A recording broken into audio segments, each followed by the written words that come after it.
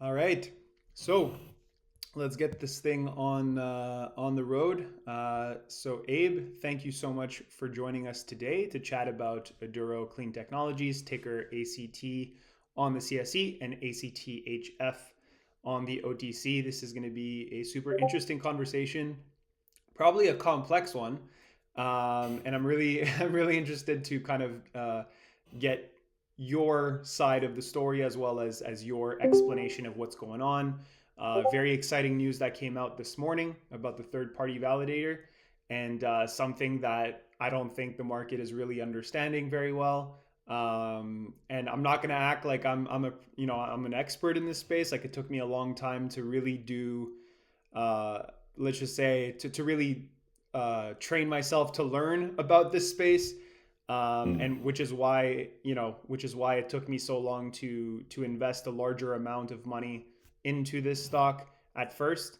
But now that I kind of have a much better understanding of how things are going, and what these things mean, and just the differences between you guys and the others in the space, Mm. I'm very much excited about this investment. So, Abe, thank you so much for taking the time today, and welcome to the jayconomics Discord.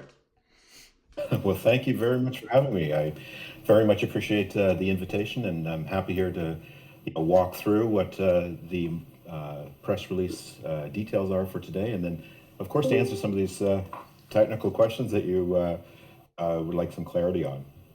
Absolutely. And then, so how it'll work, well, you and I will have a chat, and then at Mm. the end, we'll open it up to anybody else who has potential questions.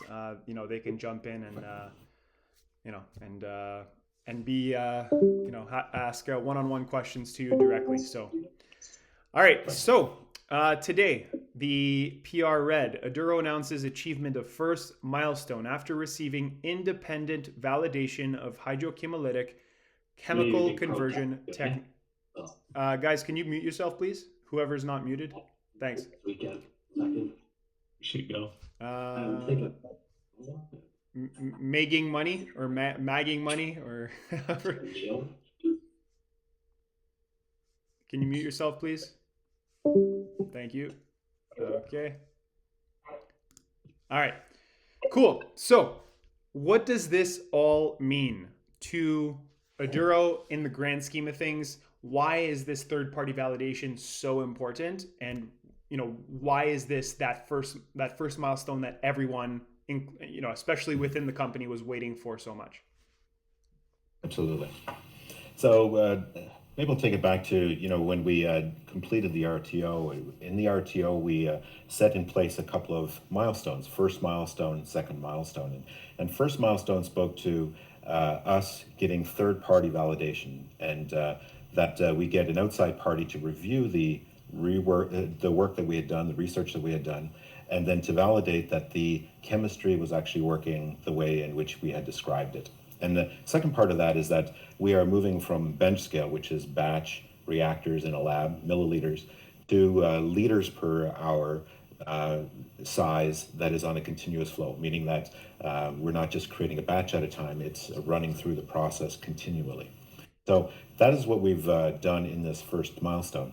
So if I'm to explain what first milestone means and its impact, it's when we did the RTO, we set aside shares, special warrants for significant portions of management and for some early stage lenders who believed in the company, but were going to wait until we had completed the transaction, and so that we can take back some of the equity in the company. So it's a form of performance for early stage management, early stage investors, but also early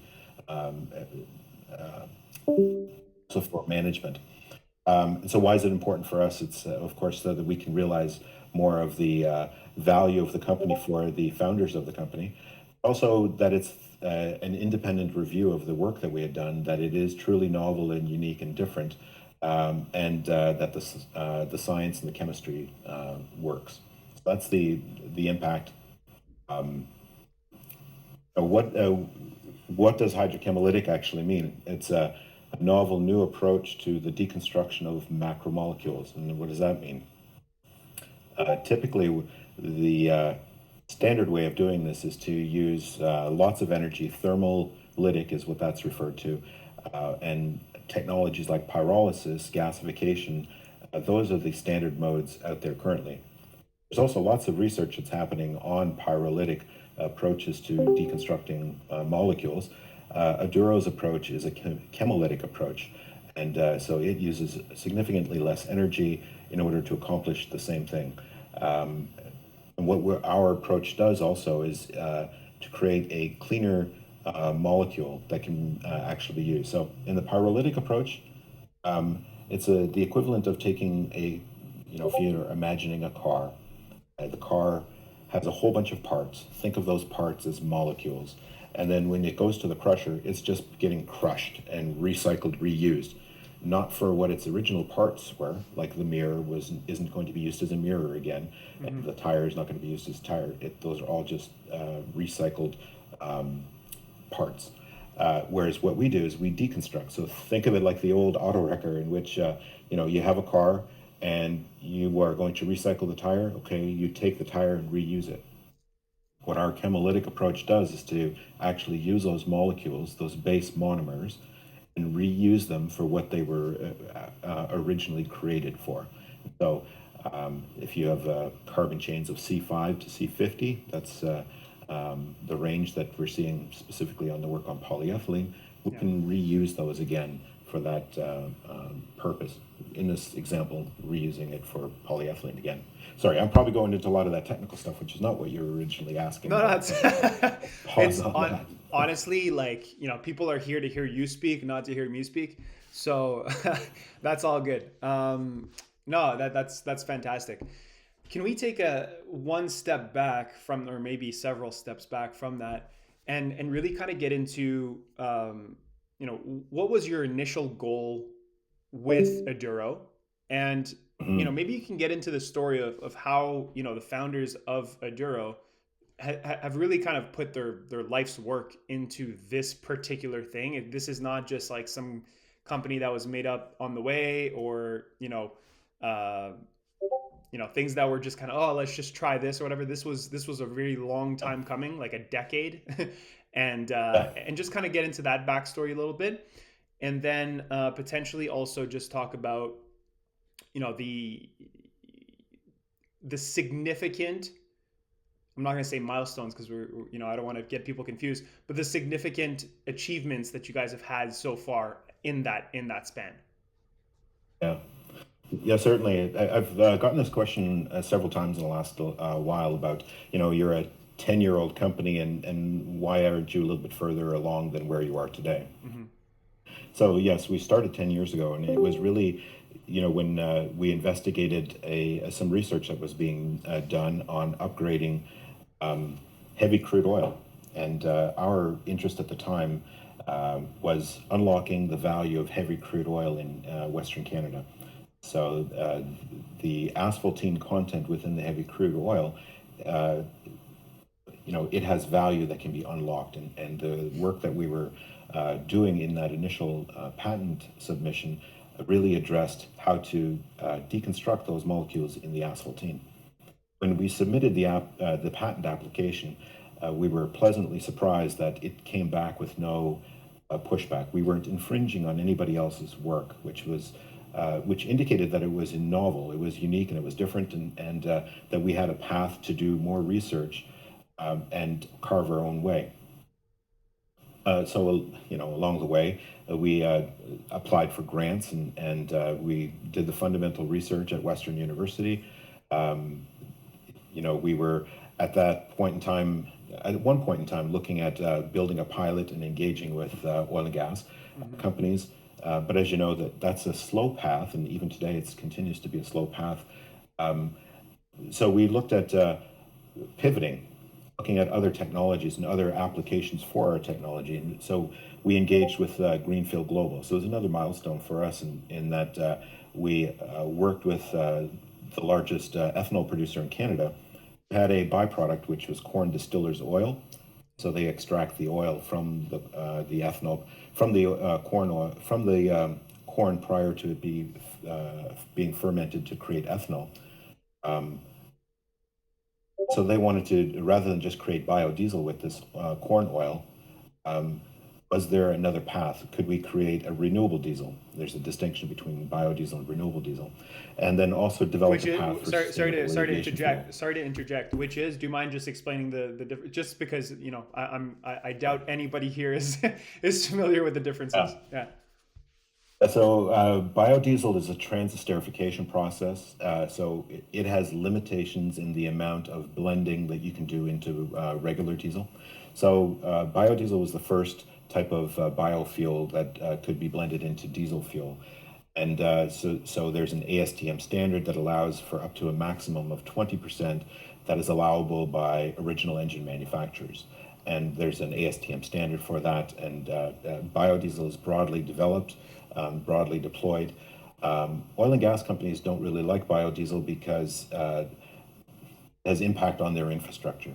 For example, if you take biodiesel and you accidentally pour it on your driveway, you're going to notice that next day there's a hole in your driveway because the biodiesel actually breaks down the asphaltene that's in the asphalt of your driveway. So renewable diesel is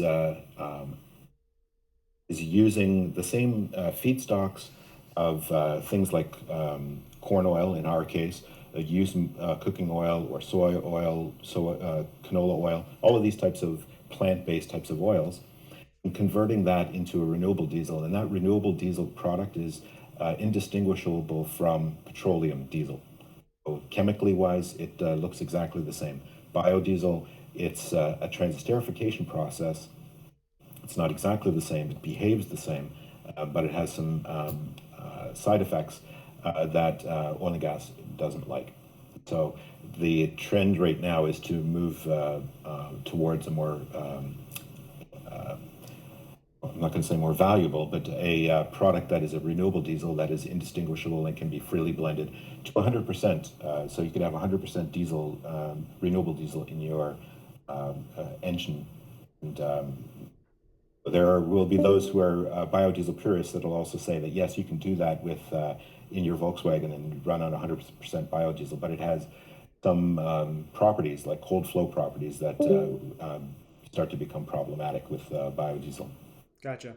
Countries don't have a problem with it. Yeah, bit of a tangent on that. But so what Greenfield Global was looking for is there a path to creating a renewable diesel, and then subsequent to that, is there a path to creating a sustainable aviation fuel? And SAF is in the news a lot these days because it's looking to decarbonize flight.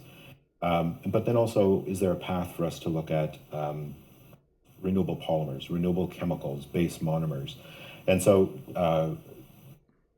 Greenfield sponsored us on doing some of that type of research. We did that work in the labs at Western University.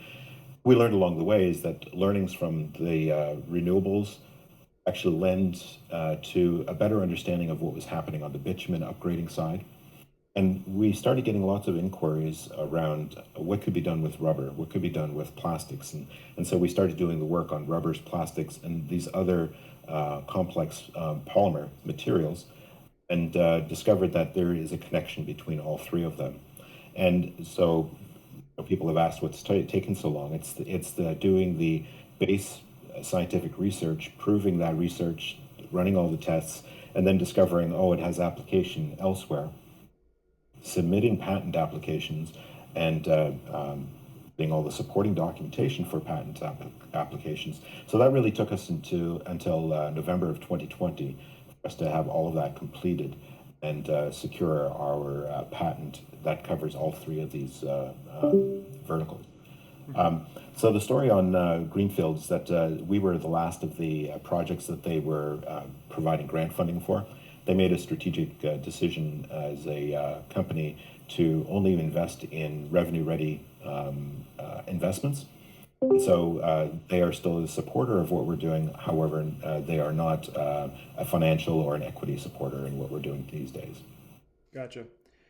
Okay, let's get into. So again, there are a handful of companies that are public right now that people from the outside will look at and be like, oh, oh, okay, Aduro's in that group, like that's what they're doing. And there's been a lot Yeah. of, let's just say, there's been a lot of I'm not going to say lies, but a lot of failure in that space, and a lot of lack of transparency with these companies. Like for example, CLO, CMC, obviously, like you saw a lot of issues with them. You Mm. have the Givos of the world. You have a few others. Uh, how does Aduro compare to those? Number one, how does it Yeah. differentiate, and why? Like, why is this? And again, I'm not asking for me. I'm asking, Yeah. For the for broader the audience. Yeah. objective facts here, and I want you to kind of break it down simply for those for those who are listening, why it's different. I know it's different. Why is it different though? Yeah. Well, I think in listing some of those, what you've identified is that we are participating in a number of different market verticals, right? And so what we've discovered, what we've developed is what we've now coined as hydrochemolytic technology platform. It's a new understanding of what happens with that chemistry. And so if we're talking about pyrolysis, it's a well-known, uh, well-established. There's a lot of pyrolytic technology that is out there currently, and yet it is still today getting a lot of research to improve pyrolytic approach to deconstructing molecules. We're distinctly not pyrolytic. We're in this category of our own where we've developed a new way of deconstructing those molecules.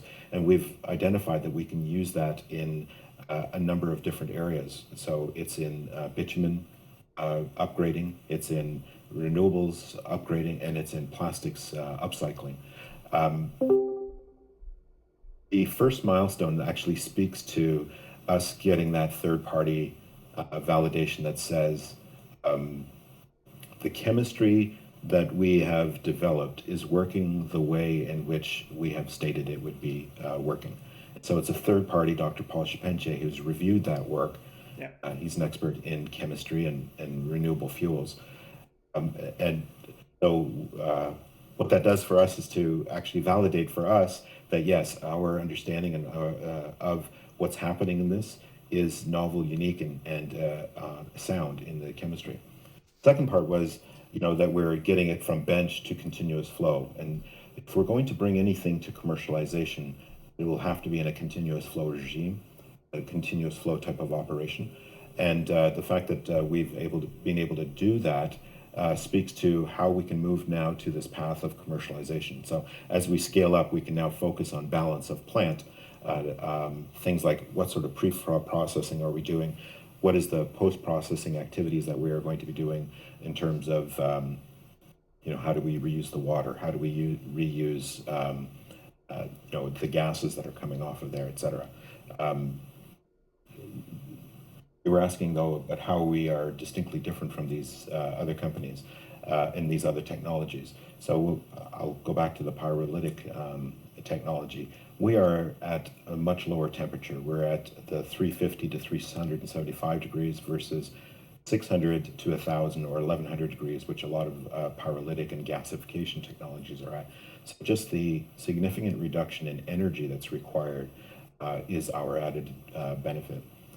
The product that we are creating, I'll go back to that, deconstructing as opposed to destructing the molecules, distinctly so pyrolytic is indiscriminate destruction. It just breaks it all apart. Now you've got a whole bunch of gases. The molecules you've created are in the form of a gas, and then you reconstruct them again for what you're needed. It's not as efficient as just deconstructing the molecules and using the molecules as you need them, the base monomers that they were originally derived from. And so that just makes us, again, more efficient. The work that we've done on polyethylene yields 90% liquid yield. So the product that we create has a 90% yield. Pyrolytic is in that 75 to 77% yield. And so we have an efficiency there. We, of course, do need to go beyond this current stage that we're at and scale it up to the tons per day. And that's the work that we're doing in 2022, is specifically with Switch Energy and with using agricultural waste plastics to be able to scale up to the tons per day pilot unit. What does that timeline and roadmap look like? Number one, and the second added question to that was, now obviously now that you have your third party validation, that does de-risk this investment Yeah. significantly in my eyes, and it I think that's pretty obvious. What other risks are now associated that still need to be you know uh, taken care of, and as an investor it's something that people got to keep in mind. Can you go into a little bit of that? So scale up risk is will always be there until you actually build it. So we are, coming out of the lab in a very controlled environment, and but we're at small scale. So as we start to scale this in having larger throughputs, Yeah. it's having a look at what sort of pre-processing needs to get done. How do you, so you're collecting this waste plastics, do you need to prepare it in any sort of way prior to it coming into our reactor? So the work that we're doing with Switch is we're partnering with them because they've got a lot of experience on both the collection of this material, but then also on the processing of that material. And so we think that we're de-risking some of that activity because we don't need to be the experts on the collection and on the pre-processing. There are a lot of companies that material recycling facilities do this really well. There's an established mechanical recycling market that is out there. So we feel that we're de-risking it there, but that's an area for us to pay attention to. On the back end, it's which of the products are we going to create? So we're developing a liquid yield of a product that is C5 to C50 chain carbon chains. We will then need to go and distill that into the product that the market is looking for. And so what does that look like? It looks like a bio-naphtha. It could be we just distill it into a fuel. We will have to confirm that fuel meets the specification.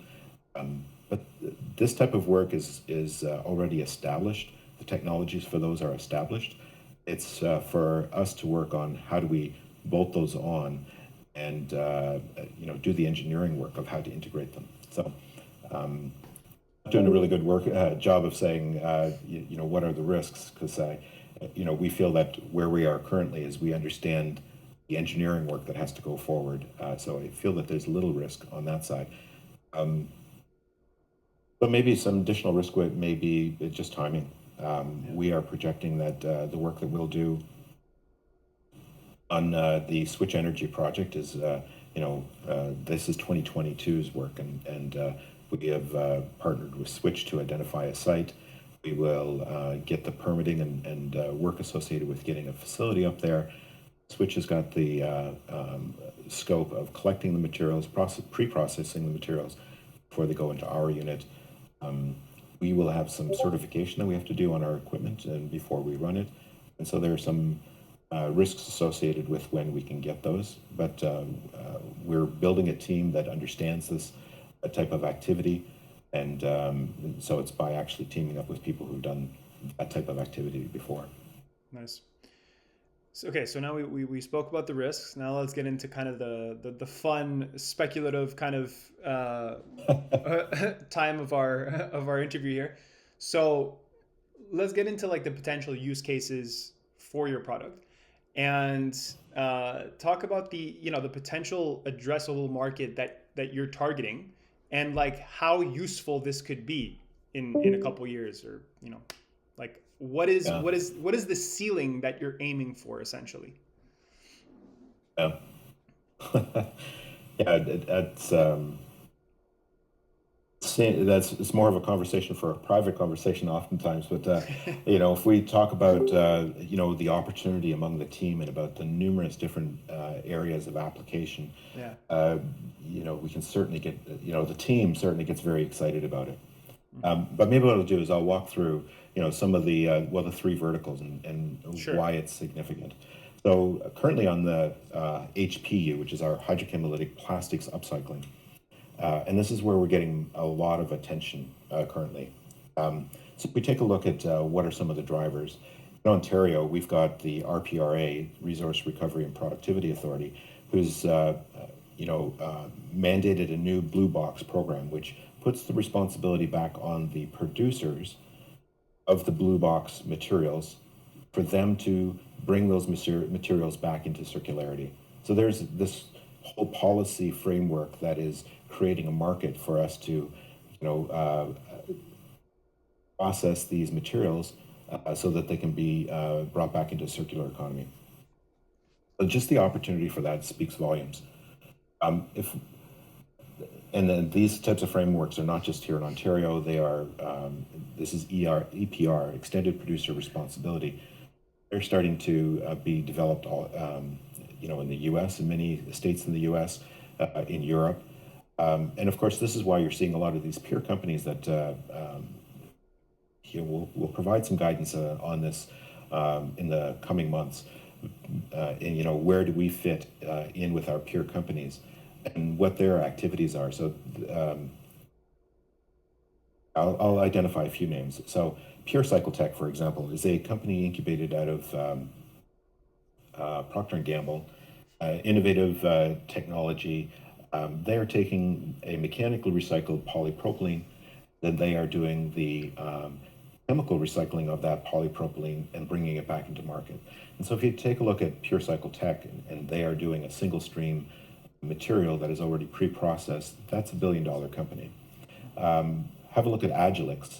It's another company who's also developed an innovative pyrolytic approach to taking a broad stream of plastics. Their research began with polystyrene, and now they're gotten to the point where they are building a 10-ton-a-day facility that's looking at a broad range of plastics. It's also $1 billion company. Plastic Energy, lots of announcements that they've recently made. Quantafuel, also in our space. These guys are the plastics individuals. If you take a look on the sustainable aviation fuel side and what kind of innovations happening there, you should look at a company like LanzaTech and LanzaJet. Theirs is a fermentation technology, but it speaks to the demand of what is needed in the market for this type of renewable fuel product. And then on bitumen, there is, people might think that because the price of bitumen is going up, that there might not be an opportunity for us, but there is a 750,000 barrel a day market for diluent. This is the product that is being used to blend down heavy crude.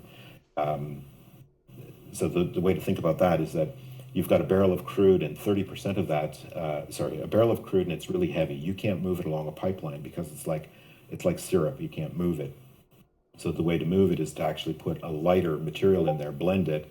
Now it has enough viscosity to move it down the pipeline. You're using product that is very expensive. This diluent material is really expensive. There's a 750,000 barrel a day market to produce that diluent material.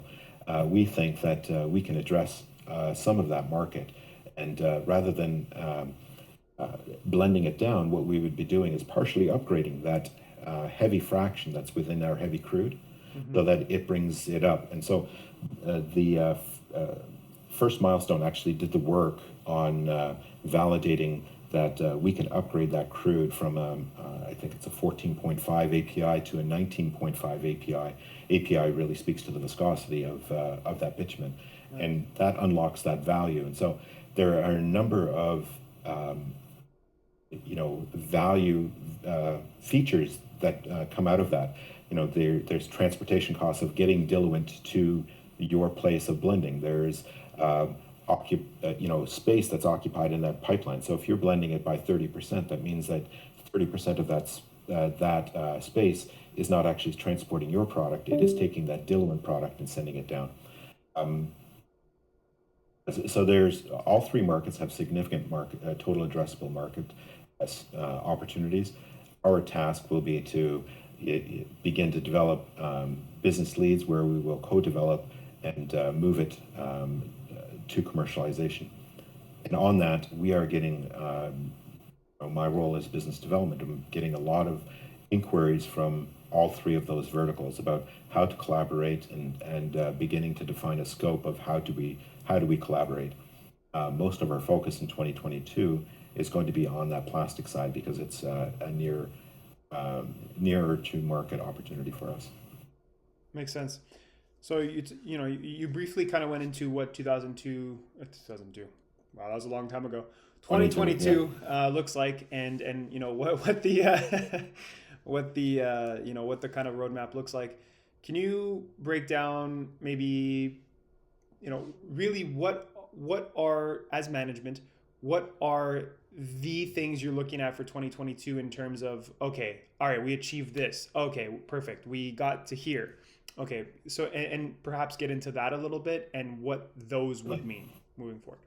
Um, What is the So focus? 2022 will really see the work that we're doing with Switch Energy in order to go and create the pilot unit that's running 2 tons a day of plastics material. And in this case, it is the um, agricultural waste that we're doing. So that's the first project. In parallel, the work that we're doing at Brightlands Chemelot is to uh, um, so it's to take the work that we're doing with Switch, but then look at applying it to a multitude of other plastic streams, so polypropylene, polystyrene, polyethylene, and then mixes of those, looking at the films. And with the Chemelot campus, it's an opportunity for us to get engaged with those industry giants Yeah. that are all located there, and for us to collaborate. So, a very successful year would see us actually collaborate with somebody from the petrochemicals space at the Brightlands Chemelot facility. With the Switch Energy project, a successful year at the end of the year will see us running and creating product out of the Switch Energy pilot project. On the bitumen work, at the end of the year, a successful project would be us announcing a collaboration with a producer in Alberta that has heavy crude, and that we are doing a pilot with them to run long duration trials. And on renewables, it would be the same, that we identify a client that we're going to do a pilot with and to start building and doing long duration trials. So on the renewables, we haven't talked a lot about that. It's just that there's a lot of work that's happening. So Yeah. renewables is a bit of its activity. It's a bit on the back burner, but as those inquiries move forward and there's justification for building a team around a project, we will then announce doing the project with the renewables also. Fantastic. Great. So, yeah, thank you for the chemistry lesson. That feels like people came and they got a nice little. Now I'm not the guy, and I'm not I'm the just guy kidding. that should be talking about chemistry. Yeah, It's I'm just. I I know. should really say I should yield to our CTO and our VP of Process Engineering Yeah, for the details on it, but there you go. Well, maybe we'll have them on board, in the it'd be future. good. Yeah. Okay, cool. So now what I want to do is just open it up to any questions from anybody listening. So to the viewers currently, either A, you can unmute yourself and ask Abe a question directly, or B, you can type it out in the ACTHF text channel, in which case I will then ask your question. Okay, so if you have any questions, feel free to go type them, or feel free to unmute yourself and ask away. Hey, maybe for purpose of everyone, maybe talk to the what's kind of the business model? How does the company make money? Both on the there are three verticals, and what makes this a very unique proposition, in my opinion, is it's the third party validation validates the technology. So essentially, all of them are now valid. Now, how does the company plan or envision to make money? Because that's kind of the key to a lot of people. And when do they, is it a 5 year endeavor? Is it a 24 months endeavor? Yeah, good question. Thank you. Um, So in the near term, making money is going to come in the form of client trials. I was saying to you that we're getting a lot of inquiry around, what can you do with our waste stream? It may be a packaging company and they've got offcuttings and what can you do with our waste stream? Or it's a waste or a recycling company that has got that has done some mechanical recycling. What can we? And so we will engage with them, run trials through the same process that the unit that we have with Switch Energy, and we see that as being near-term revenue as we engage more of them.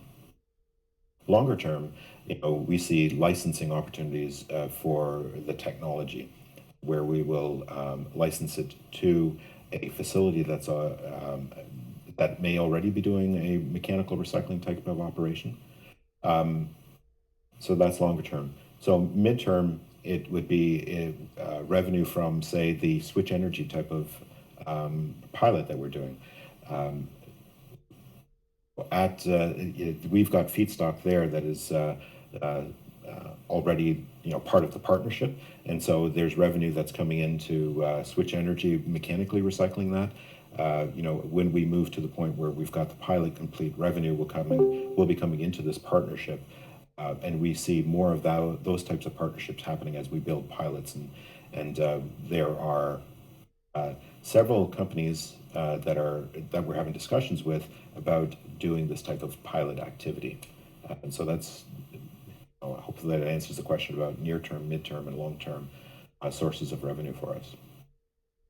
Thank you. If I may add another follow-on, I guess the other question is, one of the reasons that is attractive about Aduro, in my opinion, revolves around how undervalued the company is. And when we say undervalued, we look at the likes of Licella, which is kind of a private company in Australia that's maybe 12 to 18 months ahead, in the sense that they do have a pre-commercial unit or pilot that's about to be commissioned.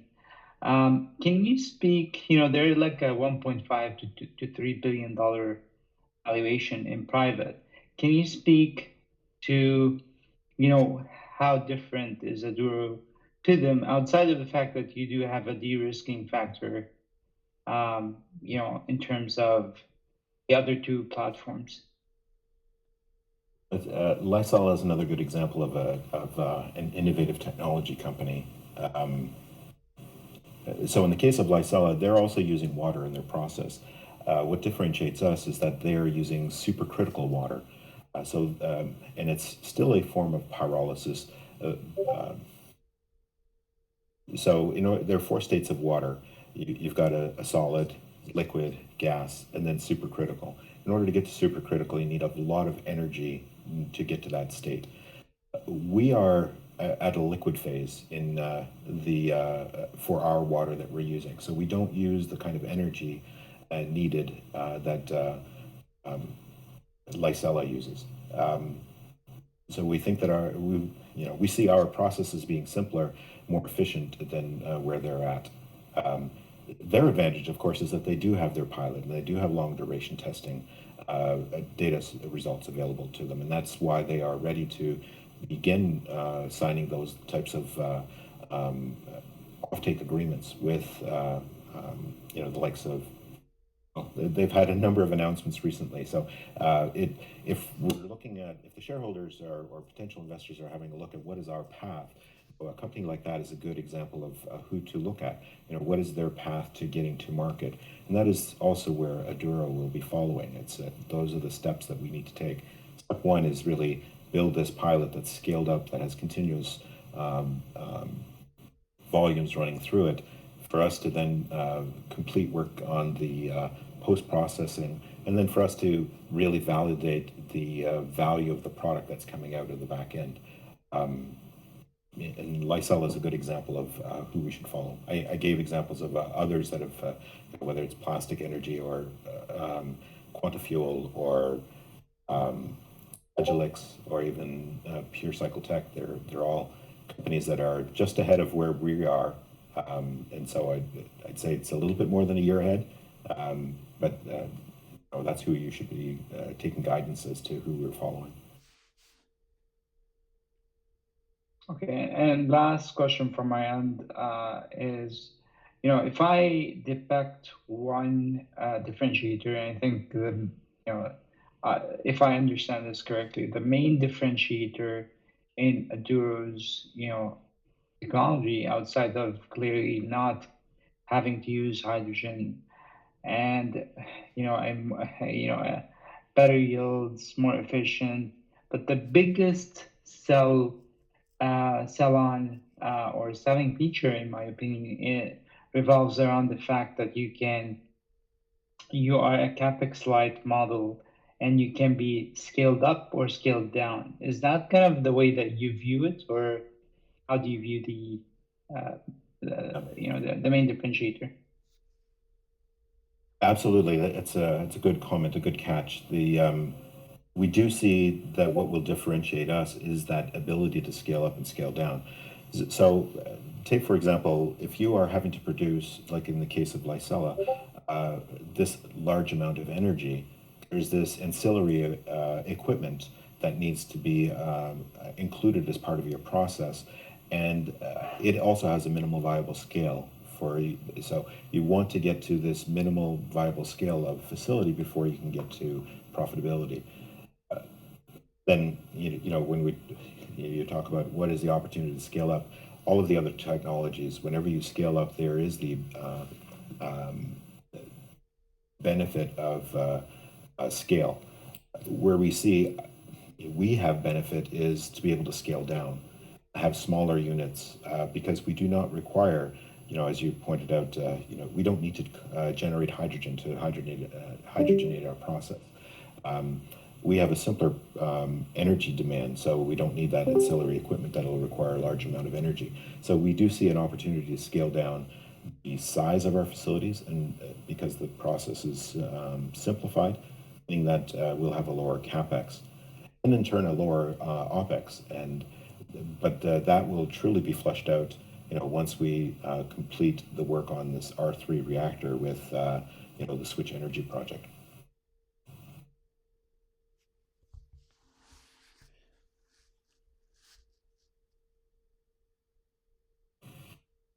Any other questions?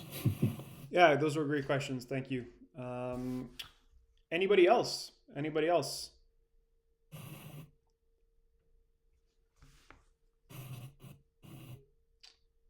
Again, if you're shy, if you don't want to speak, feel free to type the questions in the ACTHF text channel.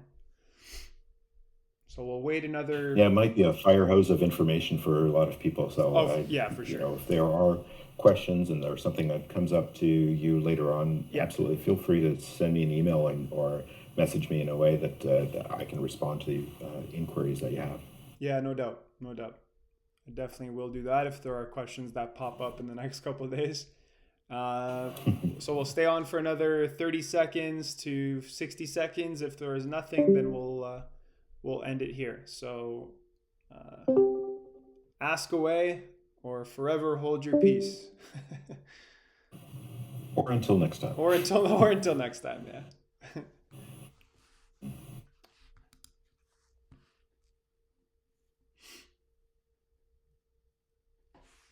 I feel like the Jeopardy music is gonna come on like.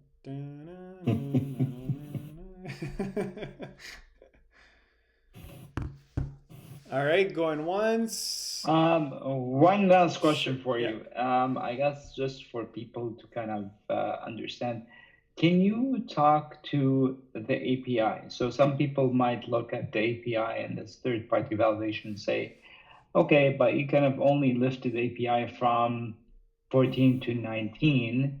And if I look at, Alberta, API is about 10. So, you need to still move it to 40. So how do you address that? Actually, you don't need to move API to 40.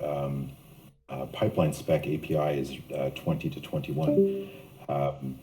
And so the testing that we did was with a sample that was provided to us, and it started off at 14, and we moved it up to 19 and a half.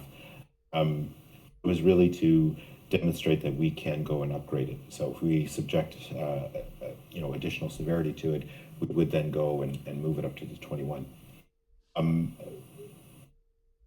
So the question is, what is that value? And the value really speaks to not requiring to add additional diluent to be able to transport your product. So Alberta crude companies, they've got this lower quality material. It has, where our application will be most impactful is the lower the API, the higher impact that we will have. So they need to go and buy diluent, blend it into that their product, and then be able to transport it. And oftentimes that's 30% of the volume, the aggregate volume, is just diluent material. So that producer is using 30% of their barrel of very expensive material that they've used to blend down. And then that material on the other end is just extracted. And so you're paying transportation costs for your 70%, plus you're paying transportation costs to move around this light material. You're looking more for what is the actual dollar value, and we will be, doing more of that, by actually using a specific example. Transportation costs differ no matter where you are, and so somebody might only need to uplift their API a couple of points so that their diluent cost reduces, or it might make sense for them to go and move completely from an API 10 to a 21 and actually use no diluent at all, because access to diluent and transporting diluent out to their site might be too expensive or not available to them at all. So it's a bit of a difficult question to answer, because there are a number of factors that can change the scenario and change the value proposition. For that example, like if you can't get diluent to your site at all, you can't extract that material. So that would be like the extreme example.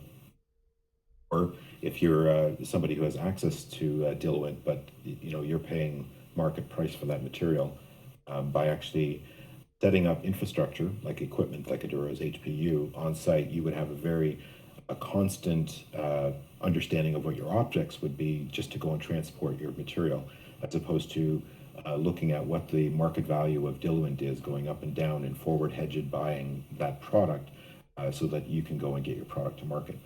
So you can see that there are a number of scenarios that change the value of what we could offer to the client who's moving their heavy API or low API product. Answers your question. Sorry, I'm going into the weeds on things. Thank you. That's very useful. And Abe, for the benefit of everyone, maybe you just explain how big the size of that diluent market, so that people understand what, even if Aduro is able to replace 20% of that diluent market, how big is it just in Canada? There's 750,000 barrels a day of diluent that are used in the Canadian market. A good portion of that is being brought in from the US. A larger portion of it is starting to be produced in Canada.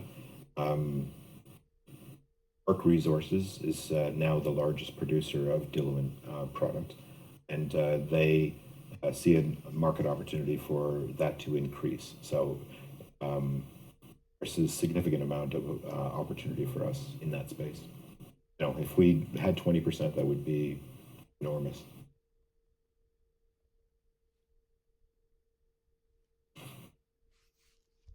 So effectively, you'd be saving two things. You'd be saving, currently call it circa $5-ish billion. $30 billion is the size of it. So that would be savings. You would be saving on the emission side, because you don't have to move up and down, say in New Mexico up to Canada, and you'd be freeing a lot of the pipeline.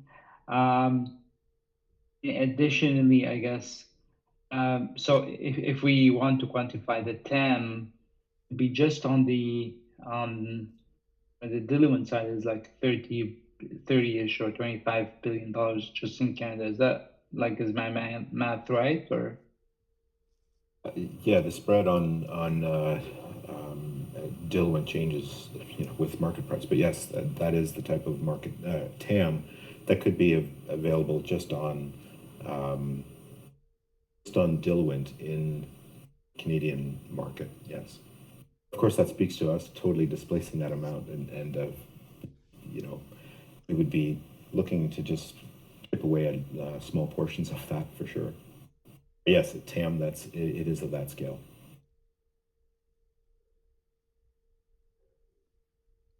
thank you. For HBU, that this is its application is not just in Canada as an offset to diluent requirements.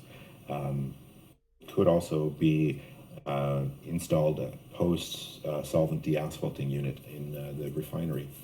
So you still have bottom of the barrel material that gets produced at the refinery. Our technology would block value of that material. It's the same as the material that's already in, the low API material that's we're addressing in Canada. This would just be for post-solvent deasphalting. There are other areas. So the way to think about it is, where is there low value material, and can the value in that material be unlocked by applying hydrochemolytic?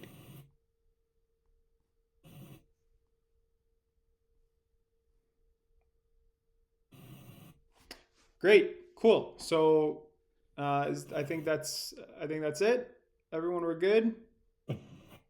Like I said, I see that I've yeah, like I said, if any questions come up, if you're watching this later, if you're watching this, not live, again, feel free to also just write to me, or feel free to go in the Discord and write me an email, whatever it is, and I'll get your questions over to Abe, no problem. So, Abe, thank you so much for taking the time. This was very eye opening, as well as I hope it helped people kind of break things down a little bit more and to give them a better understanding of what Aduro is all about. So yeah, thank you for taking the time. Congratulations on the third-party validation, and yeah, really looking forward to kind of seeing what's going to pop in 2022 and the next couple of months here. So thanks for your time, and take care. Thank you very much, and thank you for everyone asking the questions, and hope to see you again on a future discussion. Absolutely. Have a good day. All right. Bye.